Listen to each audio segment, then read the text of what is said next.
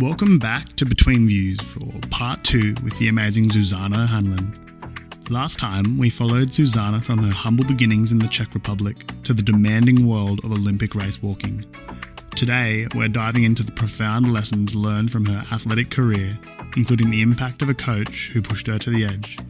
Get ready to hear how a hitchhiking trip at 16 ignited her independence, how she transitioned from athlete to successful coffee shop owner, and why family and human connection are her deepest passions now.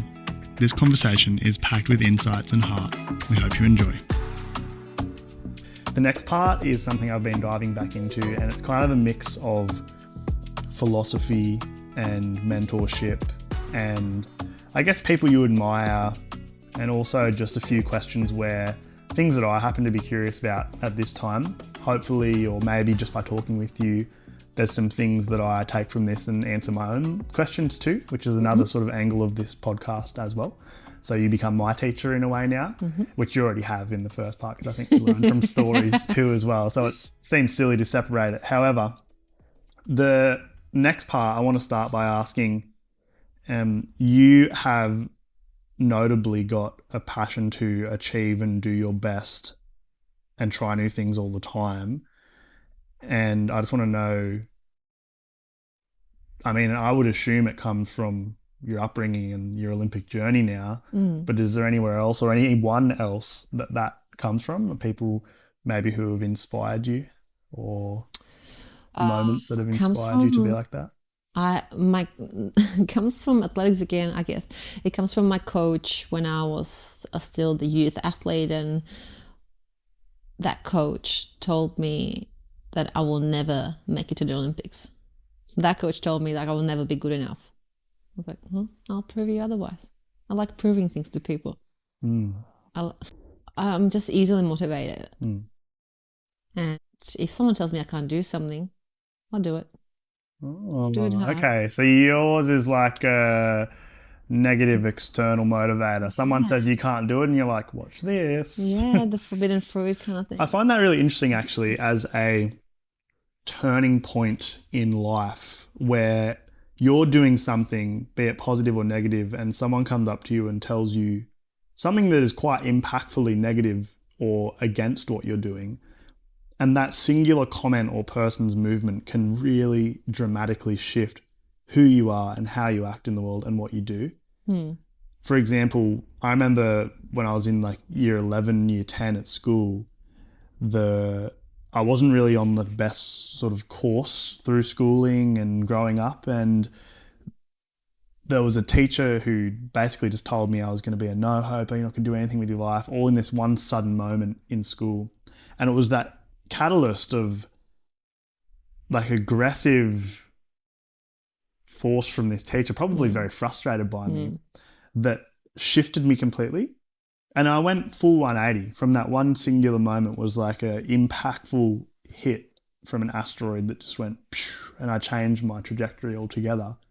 That was one thing in my life. Do you think you have a moment like that? I had the moment that I already spoke about when I went to England, Scotland. When I came back, like before going, I was like not as motivated to learn English and explore the world as much. But when I came back, suddenly I was just the best at English. All I wanted to do was learning English and get better at it. And it just got me so fired up, so excited. It gave me, I was just seeing the world, like just seeing different places and seeing the opportunities. Really... Like when you're hitchhiking, I know it seems crazy to Australians to go hitchhiking, especially after all these horror stories that you hear in Australia. That's what happened to people. It's exactly what my husband told me as soon as I got to Australia. I was like, are you crazy? You're not going to go hitchhike here. Ivan Millen and all of that. I was like, oh, okay, probably not anymore. That was a crazy past. But part of it is so exciting when you get in a car with somebody. You are forced to talk. And my language wasn't as amazing, but it got so much better after having the same conversation with people all over again. And you just get better at it. And you have this interesting, stimulating conversations with people with all different journeys. And it just gives you so much it gives you there's so much more than a tiny little town in a rule check. Yeah. I was always looking at my classmates, my friends in my hometown, and I see them marrying between each other and just staying. And the most exciting part of their year is to go for holidays to Croatia with their kids. And that's the life they're living, and they might be very happy That's with also it. okay too. That's also okay. Very, you know, everyone to their own. But for me, that was never my journey. I was always saying when I was at uni in Prague, I was like, I'll never move back home. I will never live in a rural Czech. My brother was saying exactly the same thing. He's a super smart guy, chemical engineer. He's done really well for himself. Very, very intellectual. And he was saying, I will never go home. My parents had a house that's 2 generational, so there was always space for somebody else to move back home. And then what happened is no one wanted to move back home when we were early 20s. And suddenly, 10 years ago, my brother moved, even more actually, he moved back home to work from home. And he's having a very happy life because he's got kids. And all you want to be is to be around your tribe, your family, your community. Again, how we've been raised. That's exactly what he wanted back for his family. And his wife was very likewise.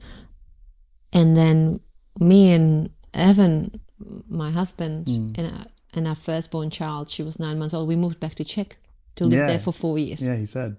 Yeah, so that just came full circle, and suddenly we're fighting over space. Who's going to be living up there? With my parents, we had to find a different place to live at. So, like, we thought we'll never come back because we saw the vision of life elsewhere. You always envision Australian life is going to be so much better than Czech one. You see that before you have kids, and then you have kids, and you sound like there's nothing better than being near your family and the people that you care about the most, your tribe. People that are there for you, the unconditional love. That's what you want. It doesn't matter where you're in the world. Like, people thought Evan and I were crazy to move back to Czech. Like, why would you move to a country like that in a rural Czech? Why would you want to live there? No one understood what we're doing. Like, because we want to be near the family that actually cares about and loves us. My parents would do anything for us. And that's what I wanted for my children, to grow up around warmth, love and care from their parents and the grandparents. So we lived there for 4 years. No, I think it's fascinating how after going out and seeing the world and having that fully explorative phase starting, when you were 16, and then language showing you how many more connections you can make and the joy and the dopamine that you get from connecting with new people and exploring yourself again amongst people you don't know, and that journey of self-discovery. Suddenly you create a new human and you have to show them the world, and it becomes much more important to have your solid base, the people who care about you and those who are going to look out for you and do the best for you or help you in that really hard time of raising a child, which is what I keep hearing more and more as my friends and as you're telling me as well when we have chats at the cafe, just how difficult yet rewarding that is. I think it's very special. And I think it's very brave of Evan during that time, to take off and come with you so that you can be with your family while you raise your children. And, I guess his family too, right? It's important for him to go and spend time with your family because they're his family now too. So I think that's really special. And I think it's also... Is it brave or calculated? Did he tell you why he moved to Czech? No. Oh, he didn't tell you that part. Okay. So he didn't explain that we moved to Czech for 4 years so he can do bobsled. Oh, no, I didn't realize that was in the Czech Republic. Yeah, so the whole reason why he wanted to move to Czech is so he can go bobsledding.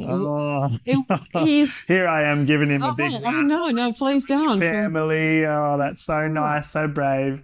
He wanted to do bobsledding. That's right. He was the one trying to tell me, like, oh, well, you know what, if we move to Czech, would you like to move to Czech? Well, if I did a bobsled, you could be with your family and I will never see you again. It's pretty much how the 4 years are. So out of the 4 years...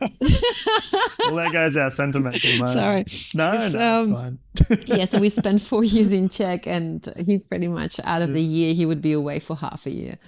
doing Oh. bobsled and focusing on that and athletics. So there was a lot of going, like the money was, his income was coming from athletics, but he was doing bobsled on the side, which was self-funded. So that was us investing into bobsled while living in Czech, and we could only afford us doing it if we live in rural Czech. All right. And near my family. There's always a real reason. See, I thought he would have told you that one. He would admit it. He's he happily says it. So his vision, his version of life in Czech is very different to my version of life in Czech. Of like the time we spent there. The vision was that we would go and watch him, race, compete, go on a camps with him because we are in Europe. It's so close. Yeah. That was the vision. Like first year or so, it worked. That was kind of, we were going there and back. He would go sometimes by himself. And I only had one baby. Then I was pregnant. Then I was pregnant with the second. And he gone away for a couple of months before Christmas. So I stayed at home with the 1.5. Yeah. And he came back for Christmas just 2 days beforehand with the broken foot and Lynn's fracture, and he would spend the next 5 months on crutches after surgery and all of that. And that was me being 7 months pregnant with the second child. Oh, yes, I know, right?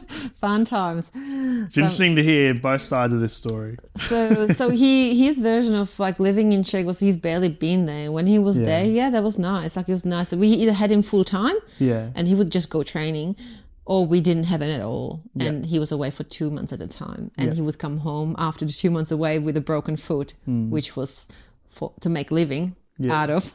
Yeah. So his performance was based on like having 2 feet, not just one. Right. That's true. It was a different event at the Paralympics for that one. We didn't touch so much on that, no. No, so that was so his experience in Czech. He's like, it was a great time. Like, but then also COVID happened, and he would still get to go away. Yeah, and he would be away again for a couple of months at a time, but we would not come along because we couldn't. And then I had a 3 and 1 year old, and you were at home with them and with the child with bronchitis and asthma, and I was in and out of hospital and falling apart. Again, that's the thing he wouldn't tell you because he wasn't there for it. And my reflection right now that I'm having in my mind is it's interesting how, and I've always thought this, it's interesting the angle from which people tell stories, like what becomes the central axis of people's stories as they tell them. And I find it really fascinating how and why and from what perspective people tell their stories. That's just one thing I'm thinking of right now. It's a very different perspective you've heard just then, right? What about now? What about now? Yeah. You've had these moments, these people that have changed you and pushed you in different directions, as well as your own wants and desires, languages, traveling, seeing the world, coming back to your family. Have we missed anyone or anything or a book or information that was just like, wow, this is life-changing for me? I guess, I don't know. What was life-changing? Like my first trip to Australia was life-changing. That was 2010, 15 years ago. What made it so life-changing? I've always wanted to go to Australia. That was always my dream. I initially thought I would go with my boyfriend at the time. That never happened. And then I finished my bachelor degree, competed and whatnot, and now I had this little couple months of window where I can train elsewhere. It doesn't have to be very structured, and so I plan to go to Australia. I had some funding from a sponsor that I had, and I used that money to go to Australia. That was very life-changing experience. I came to Australia, and very quickly I went to AIS, the sports center in Canberra. Yeah. Because I got in Berlin when I got to meet Australian race walkers. I spoke to them a lot afterwards, and I saw them at the next event and the next event, and they invited me over to go and train with the Australian team. Oh wow! And the Australian coach invited me, so I can come to Canberra. He organised accommodation for me and looked after me there, and so I came for 2.5 months. And in that space, very quickly, I've met now my husband. So that was kind of life-changing.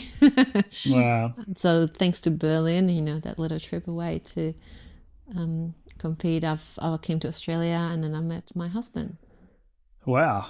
So grow up in the mountains, learn to walk. The salsa gets your hips moving and you're excited about the world because of Spanish language and this trip you've taken to England. Through that, you've no idea that you're going to become an Olympic race walker until you are. And you start training. Your coach tells you, no, you can't do it. So you turn around and say, yes, I can do it. And then you go off on that course of proving to him and to yourself that what you can do. You get into these athletic circles. You meet people from the Australian race team. You get along with them. You have a great time with them. Eventually that leads you to come to Australia, which helps you complete a dream of yours that you wanted to do through travel. And then from all of that direction and story and path, you end up at the AIS. You meet your partner almost now of 10 years after our chat today, I learned. 15 years together, 10 Oh, 15 years. Yeah, 10 years married. 10 years married. And now you're living, you go back to the Czech for a little bit and living full time in Australia now. You can't predict these things. They're moments that hit us and shift our trajectory, and then we change forever. And there's nothing that you can do about it. You just have some interest that you follow and people you meet, and that leads you right to where you are now. And for example, one that I find fascinating, the reason that you and I are talking in the first place now today is because I met this dude in Nicaragua who gave me who was from South Africa. I went and visited him multiple times around the globe. Eventually he has this friend who has an opportunity related to coffee shops. I come and talk with you because of this. I didn't even talk with you. I talked with someone who works at your shop, left my number on a little bit of paper, and you've called back. And now because of that, we get to talking at the cafe. We realize that you have this incredible story to tell. And now we're sat here in this lounge room of not even my house, and my girlfriend's house, who I've met for different reasons as well, And I just think that those kind of things that bring people together in life are very, very interesting. And I've been really enjoyed hearing your story of how you ended up to be right here today. That's why it's so important that, when people say, would you, if you had an option to change anything in your life, would you? I would never.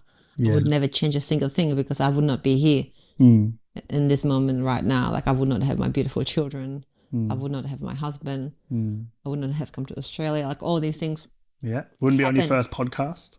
So and this is my first podcast. And you're doing a great job, by the way. Which I was a bit nervous about. I'm not the one who generally gets asked to talk to people. You have to tell Evan. I get asked to talk. I talk to people all day long. Yeah. But I never get the publicity for it. You have to tell Evan he's got some competition now. Oh, does you won't like to hear that. Yeah, no, it'll be good banter.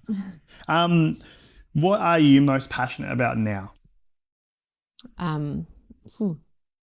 Wow. Okay. What am I? Because you seem to lock onto these things and you're driven to do them. What now is it? I'm going to guess family. But yes. That has to be, I guess, once you have the first child, it's probably the 10 years afterwards. That's just all family. It's all babies. It's all raising good humans, good human beings. Yeah. That's all I want. All I ever want is to everyone be happy, healthy, loving and caring. Yeah. That's all I want. I'm really passionate about raising good humans. I stayed with them at home for 5 years. I really wanted to make sure that I do the best I can. There's no guarantees. They can turn into a lot of shits. For what I know, I don't know what can happen along the way. But I can only just speak for myself and say I've done the best I could possibly do in the circumstances I've been given, right? So raising good humans and taking them to Czech, having the second child born in Czech, and spending the 4 years of their baby life surrounded by people that love them so dearly and feeling the warmth and love. That's what I wanted so badly. So when Evan mentioned we can move to Czech, I was like, of course I want to do that. I want to be around people that, that make me happy, and I care for my children. And that must have felt so liberating to have Ev support that idea when it came up. Yeah. Oh, yeah. That was a really beautiful thing. I know that was a hidden agenda, but it still was beautiful. Like he Yeah. was also doing it for me. He knew I was not Oh, super. it's good if you can get the best of both worlds, right? Yeah, we were living in Sydney, and I didn't see like what's the purpose here. Like he was working and training, so I barely saw him. We were juggling, finding some time for myself, and it was very difficult. And I was like, why are we living in Sydney? We'd be around my family who just really wants to be with us. Yeah. And they never asked for it. It's never been like put upon us that we should move to Czech. My family, that's the thing. They've always been the biggest supporters. Whatever I decide to do is the right choice, the right thing to do. They would never ask me, come move back home. You have a baby, come back here. We miss you, and making me feel guilty. They've never done that. They've always been the biggest fans, biggest supporters, and they were so pleased to hear it. How does that make you feel? Knowing that they're your big supporters and that the choice you make is the right choice every time. I think I've got the most beautiful family in the world. Like I feel super lucky and fortunate that I got to have parents that I have. There, of course, no one's perfect. There's no recipe for perfect, but they're as perfect as they can be in my mind. Like I'm so fortunate that my parents still love each other. They've got so much love to give to others, and I couldn't be any happier to have them be so supportive. I would do anything for them because they would do anything for me. Yeah. It's unconditional. And I can see it in my children. We're just about to go overseas in a couple of weeks' time, and the kids are so excited to go and see them. And I can see it because they put the hours in, they put the time in the first 4 years. So one thing that you are most passionate about after all of that journey is family. You come full circle and you're back to that original passion that you had to be with your people. That's beautiful. For sure. Like, I mean, there's other passions, obviously coffee. Yeah. Building businesses, obviously, like this coffee shop is not the first one that we've opened up. That passion started 11 years ago. So there was another passion. It was just off the bat of me finishing sport where I felt when I was 25, when I quit, I didn't feel like I have the motivation or the need, desire to keep going. And I never felt like I need to stay in sport. I never felt like sport is my lifestyle. I was like, I can find a different new challenge, and coffee became the challenge. And year and a half later, we've opened up our first coffee shop in Canberra and had the first journey. And that was the same moment of people telling us, oh, you guys are crazy. This is never going to work. Opening up a coffee shop in this sport. Watch this. Won't work. Hold my beer. Yeah, that's right. I'll make it happen. Yeah, watch this. The beauty of that is me and Evan work as a team really well, and we love to take on challenges, not with the crazy amount of risk. I would like to, the first one was pretty crazy, to be honest. But we assess it a lot. We don't just jump into it. Yeah. But we're willing to take the risks. And it was such a beautiful journey opening up that coffee shop. It was so good. It was before even we got married, actually. It was the sport where it was this greasy, like Asian food grab place behind a beautiful coffee shop that was really original in Canberra, very iconic place, and we opened up behind them in a little passage. Yeah. And everyone was like, what are these guys doing? Yeah. Crazy, you've got no experience. What are you doing? We're like, no, let's see what happens. And we took it. It's still there. Oh, really? Yeah, it's still there 11 years later. Yeah, 2014 we opened it up. Wow. It's still there, kicking along, doing really well. That's we great. Took it from 0 to 40. What's it called? I'll go check it out next time I'm in Canberra. Super fine coffee. Super fine coffee. Right in the civic area, right in the city. Okay. And so we took it from 0 kilos to 40 in a 5-day operation. Oh, wow. And that was just from nothing. And it was just taking risks. Like, I was crazy risk. Like, we didn't have that much experience whatsoever. But that was journey, yeah. Since we're talking about business, we've kind of skipped a few questions ahead here, but might as well jump into it now. I like that you measure your cafe's output in kilos. I've never heard that before, and I really like that. But from running business, because obviously you've been in it for a while with cafes, what is it that you've learned about running business? So what would you say are your top tips? If someone was just starting out, going to start their own, I eventually will start my own one day. I really do believe. Mm-hmm. So I guess for anyone who's starting out a business, what would you say are your maybe top 3 things that they should focus on? Don't do it. One, don't do it. I feel like this keeps happening. You talk about family, top tip is don't do that. And then what do you want to open a coffee shop or a business? Okay, top tip, don't do that.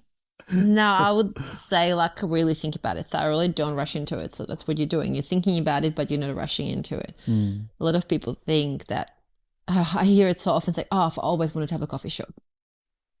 That's great. What makes you think that you would be good at it? Why do you think you should have a coffee shop or want? Like, have you thought about how much you have to put in, how much effort you have to put in, that it's your own business, that you're responsible for all of it? You don't just shut the door and that you're done. It doesn't work like that. You're always on a clock. You always have to think about things and adjusting them. Like, what if someone just messages you at 10 o'clock at night that they can't work the next morning? There's so many things that you have to think about. Like, everyone thinks that if they work in the public sector, that having a coffee shop is the greatest idea because they're sick of doing the 9 till 5. Of course they are. But do you think it's better to work 24/7? 7 days a week? Question. Like, is that going to make you happier? Some people it will. I've tried to work for other people and I failed. Like, I just cannot. Failed. Not so much failed as like I'm too good of an employee that I never feel valued enough. I put in too much effort, and then I just never feel like it's worth it. I have to have my own. So if you're that kind of person that you will never be happy unless you have your own, then do it. But if you're just bored with your job and you think the coffee shop is going to make you happier, well, then forget about all your holidays that you've been wanting to go on in your 5-week holiday per year kind of schedule where when you have coffee shop, when you go on holidays, you're probably not going to pay yourself. What makes it worthwhile for you? I love being with people. Yeah. I love being with people every day. I've gone from a coffee shop in Canberra where it was busy corporate area, departments, operation. It was just pumping. It was nice, but it was you felt like a part of a chain. And after a while, you just kind of get really tired of that. Yeah. And you have the energy for it when you don't have kids. But now that I have kids, I'm looking for lifestyle. I'm looking for 6 till 1 or midday, kicking off early, and then have an hour for myself before I pick up the kids from school. And coffee shop gives you that? That my coffee shop does exactly that. So I've set up a coffee shop that I'm doing exactly the hours that I want to do. Yeah. I prefer to be up early in the morning and have the second half of the day free. Not free. Yeah. It's children filled most of the time. But it gives me the lifestyle. It gives me the community around me in the coffee shop that's so beautiful. You build that up. It's so rewarding. It gives you so much happiness. Yeah. You're solving crimes together. You're on like a neighborhood watch. Like, all the gossip around the town. You organize tradesmen for people. You feel like you're part of the furniture even though you don't live there. Yeah. You're just part of people's lives. Like, there's people that started dating together because of me. You feel like you're making impact on a daily basis. That little smile that you give somebody who's having maybe a shitty day. You don't know. Often people don't even tell you what's bothering you. But you have that little interaction with them and you make the day just slightly better. Yeah. It's so rewarding for me. Yeah. That makes me filled with joy. And I just really enjoy that part. I've always thought of cafes and coffee in itself as a really strong connecting point between people. And yeah, it's nice to hear you reflect upon just how connecting that is. You're almost kind of like the middleman of human connection or middlewoman of the human old school connection. The bartender. In a way, yeah. Like, and if you do your job skillfully and connect with your community well, you might be the person that connects someone with the person they love, the person that finds you the tradesman that can do your work. And I just think it's really special to reflect upon how much of a connector a cafe and you as a person is. That's really It's cool. beautiful. You're like kind of making the world better one coffee at a time. Like, Yeah, that's right. I see it. Like there's so many interactions I see at the coffee shop daily where it goes between the customers because they already know each other. They spend so much time together already. They're becoming friends and they're just building these connections and they care for each other and bringing me lemons, you know, to the coffee shop, right? Like I just shared with you. Thank you. I got 2 free lemons today. Yeah, and that's it. Like it's just some people bring you clothes or toys for the kids. Like you just make so many connections, and then we have dinner parties together with some of my customers. You become friends. Yeah, It's beautiful. Right. I love it. I love my job. Yeah, I agree. You have already answered some of my questions in this last part about philosophy and connecting to others. But the final part of the podcast, as we start to wrap up, is some quick sort of philosophy questions helping me out with some stuff that I'm just kind of curious about living at the moment. And also connecting you with the past guest, which happened to be Evan, by chance, and the next guest, whoever it shall be. I won't tell you though. So the first question, these can be quick answers or long answers, up to you, but the first question I'm going to ask for philosophy is, what is the most important thing someone can do with their time?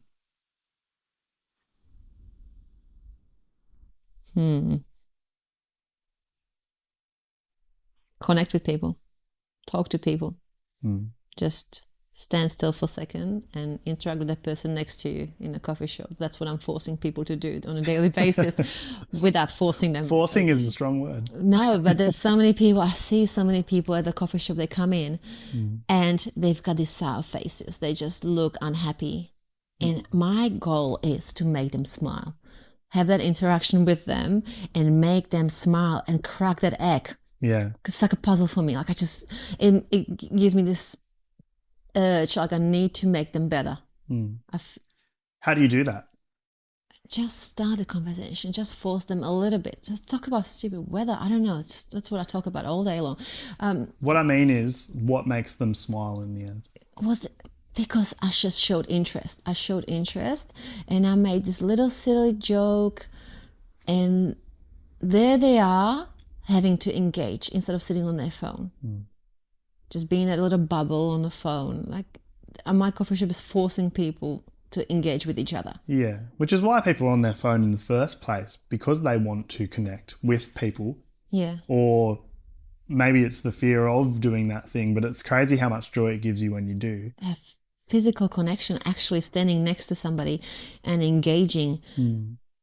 It can take you to places. It's such a networking experience where you're creating this net of this little web of people around you, and you might one day it will have a meaning. You know, one day something will come out of that. You like doing that little network around you.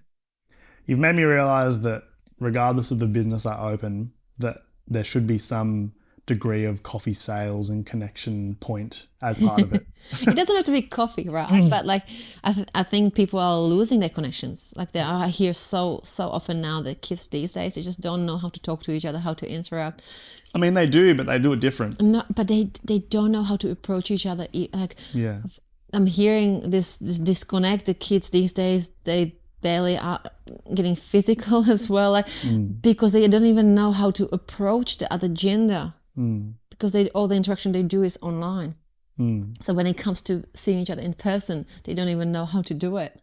Yeah, but I would also add to that though that they know how to connect online really good. They would be the best. I know it's different, and obviously we live in a physical space, but I think that their skills at connecting online would be far beyond our own. Oh, for sure. You know, and that's something that they will say, oh, my parents only talk in person. They don't know how to be online. You know, that's the thing that they're going to laugh at us for, because we don't know how to do it properly, like as they do, you know. Of course.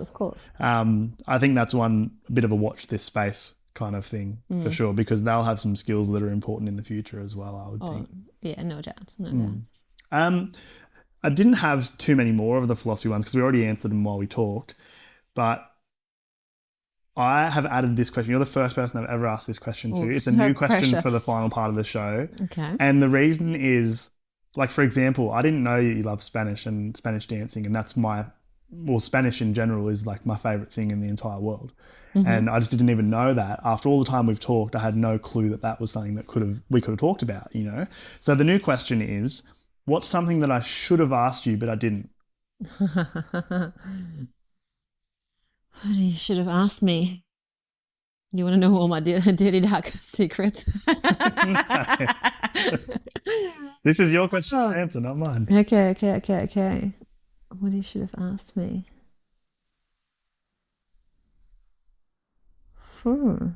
You're good. You're really good at asking questions that I don't really know.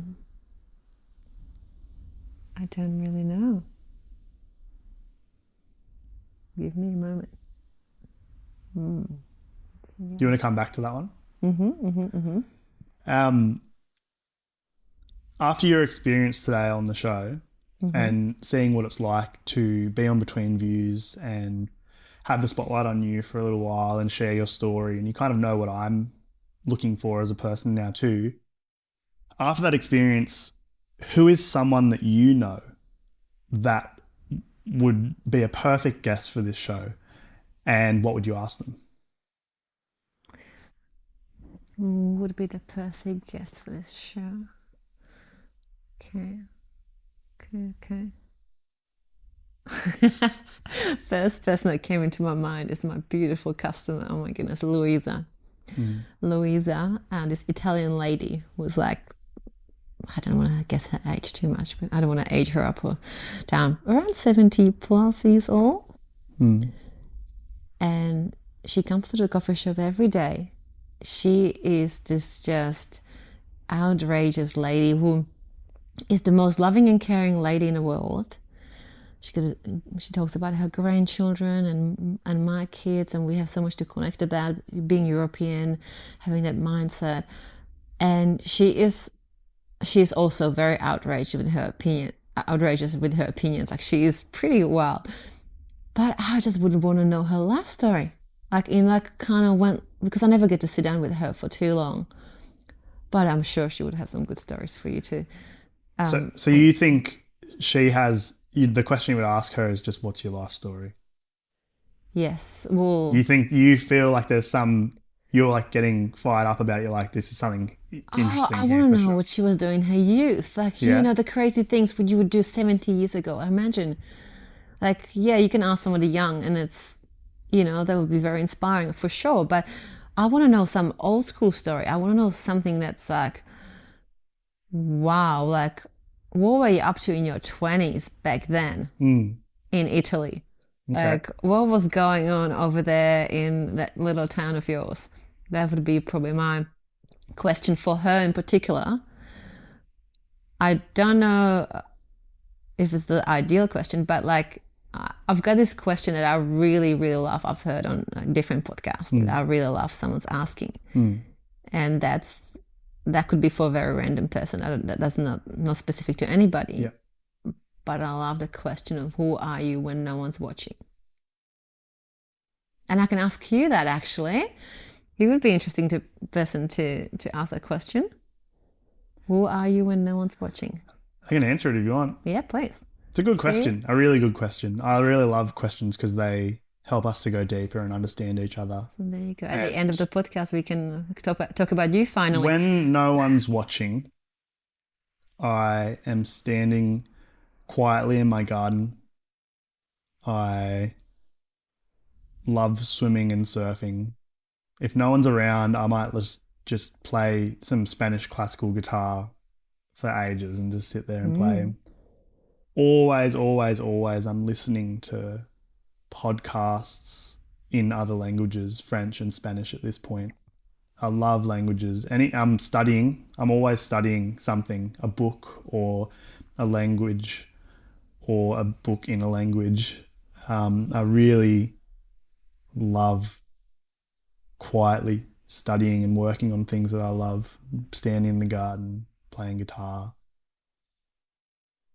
learning languages, and I'm very silly. I think the people I'm closest with in my life, was having this conversation the other day.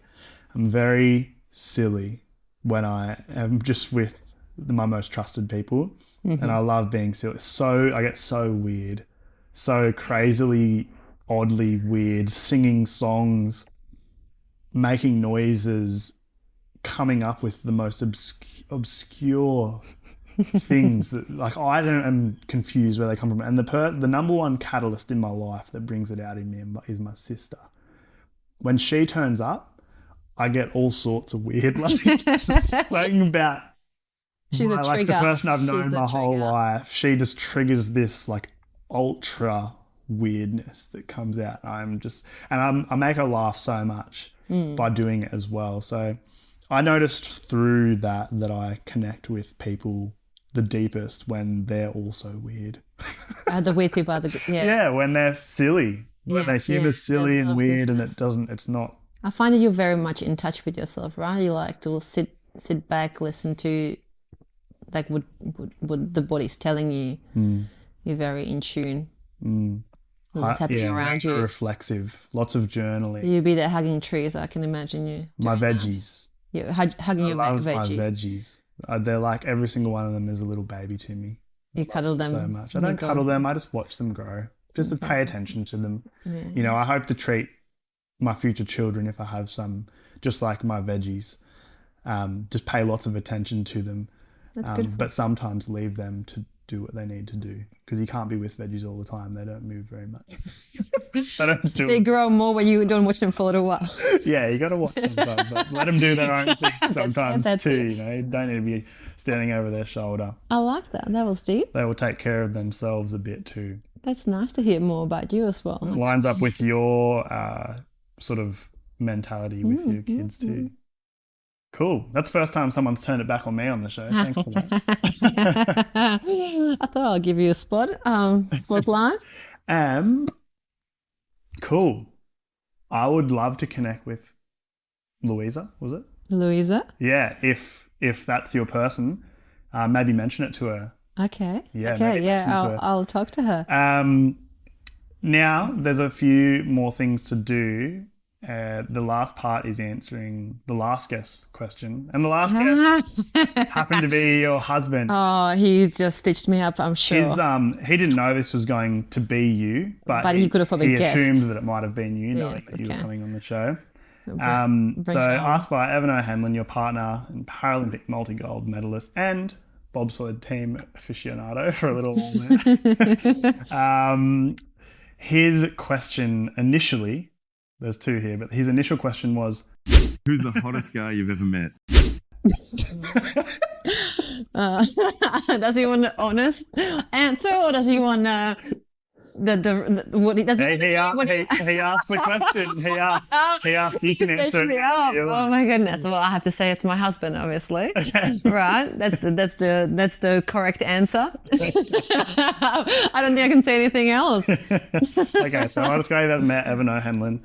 And then his question, regardless of whether it was you or someone else, was, and you've already answered it really, but we can go back there really quickly, was, What is the one event or period in time that really changed the outcome of where you ended up in life? would you still say it was The that travel? That travel? probably the England Scotland trip. Yeah. That and the trip to Australia. That was the two, like, the big milestones. Like, they've changed the trajectory of my life. Because we said that's when I met Evan and everything. Yeah. Did you see them coming? Did you see those moments coming from a mile off or no? Well, I mean, I was excited to go to Australia, but Yeah. I didn't see I'm going to find my future husband, obviously, behind that. And going to England, Scotland, like, I was excited to experience new things. The outcome was completely, like, not in my mind at all. I didn't see anything behind it. I just wanted to do it at a time. And that's the beauty of the life and the world we live in. I think it's very magical. And if people say it's not magic, then they are wrong. Because it is. It's truly magical, and it's special how random it is sometimes, and just how those things change us. You get to leave a question now. You don't know who it's going to be. Yeah. I kind of do because they're lined up, but you don't know who it's going to be. Okay. So what's your question for the next person to come on the show? I would like the same question like I've given you. So who are you when no one's watching? Who are you when No one's watching? Because Okay. I think it's just, it can be deep, it can be really shallow, it can be deep. Yeah. People can take you to different places. I really love that question. That's a good question. I loved when you were answering it because it's suddenly like you took it deep, right? Like it makes you talk It does. about your deep feelings. Like this is not just answering questions. This is like... That's a really special question. I'm going to hold on to that one.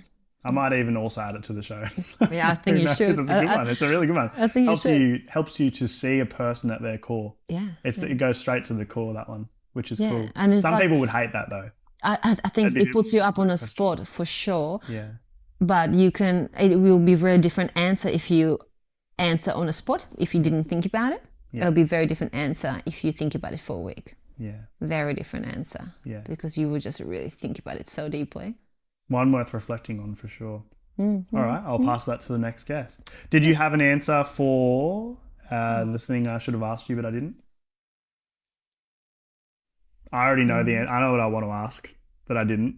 What? Who are you when no one's watching? So you want to know. Yeah, you got. If I'm telling you my one, you have to Oh, tell there me. you go. Who am I? I am this happy little girl that just wants everyone around her being happy. I am around people, but not all the time. I love my group of people, but I like to also be alone. But I'm the most, like I love being with my husband. I love being with my kids. I love when they're just happy. I love watching them grow and do things. And I feel like I spend so much time worrying about everybody else. I want everyone around me to be happy that I tend to forget about myself.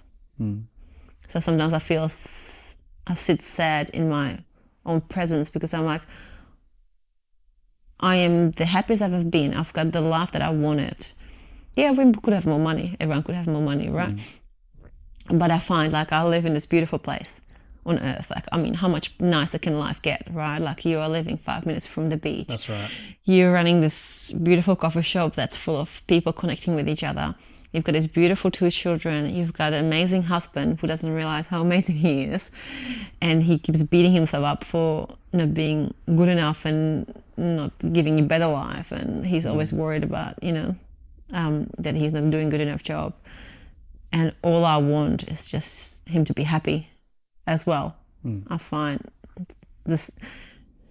I'm the happiest I've ever been, and I want the people around me being equal as happy. Let me be happy.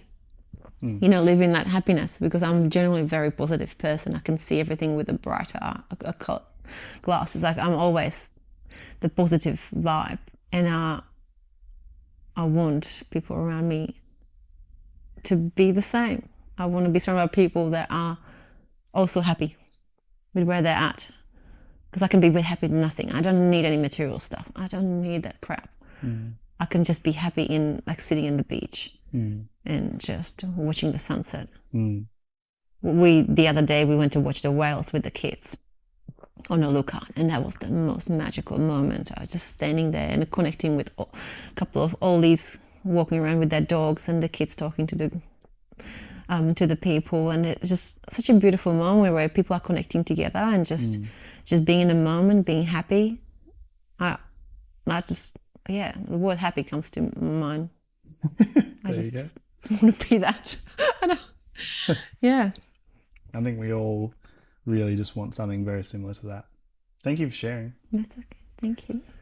That brings us to the end of the show. There you go. There you go. What a journey. Yeah, what a journey we went on, hey? The conversation. I've relived my life all over again. Yeah. Thank you for giving me your time, your story, your lessons, and all of your attention for this moment. It's really nice that you have been able to share that with me, and I am looking forward to share it with all of our listeners and ideally the world. Hopefully this story makes it out there and impacts people in the way that it's impacted me today, and hopefully people take lessons from it and learn the way that I have too. So thank you so much for coming on to Between Views. Thank you for having me. It was a pleasure. What a powerful conclusion to Zuzana O'Hanlon's story. From reflecting on the complexities of her Olympic experience to the unwavering desire to instill independence in her children, Zuzana has shared so much. We've seen her courage in venturing into business, proving doubters wrong with her coffee shop endeavour, and her deep belief in the power of human connection. Her journey truly highlights the magic of following your interest and embracing unexpected paths. Thank you, Zuzana, for sharing your beautiful story and leaving us with so much to reflect on. Next week, we go all the way to Hawaii to talk with Spanish poetry and philosophy professor Zachary Payne about his incredible, unexpected life in Spain, Peru, and eventually Hawaii. This is not one you're going to want to miss. If you enjoyed today, please drop us some stars wherever you're listening, and feel free to reach out at betweenviewsbv@gmail.com. You can also check us out on Instagram. Thanks again, and see you soon. Between Views.